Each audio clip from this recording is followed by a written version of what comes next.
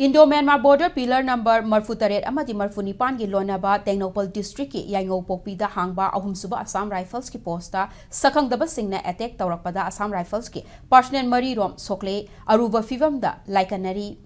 attack asi ngasi ayu anganbada chatharakibani hairi attack asigi matang da impact news na phangba pauda Tengnopal district ki Tengnopal police station na konba Yangoupokpi hairiba khul asida Myanmar da thokliba lan asina maram oiraga refugee singi achauba camp ama hangduna lei hairiba refugee camp adu ahum suba Assam Rifles ki post amana ngak senduna lakibani loinana ngasi ayu ahum suba Assam Rifles ke post aduda bom yauna afaba makhal gi nongmai sing sizinaduna attack adu chatharakibani ayuk pung manga makhai taramdai dagi attack chatharakpa aduda Assam Rifles na khut handuna pung amarom akanba mawongda khut thoknaki attack aduda Assam Rifles ke personnel mari shokpadagi Yangoupokpi dagi moirangthel khul fawwa puraklaba matung moirangthel dagi army ke helicopter sizinaduna laimakongi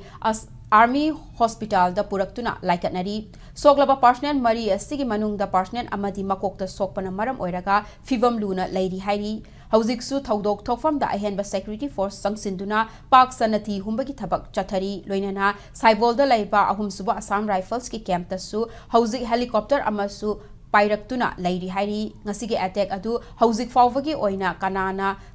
Chathabano Haiba Khangbang Amdri Pawasina makha tana asokpa masing hengalakpa yana lairi hari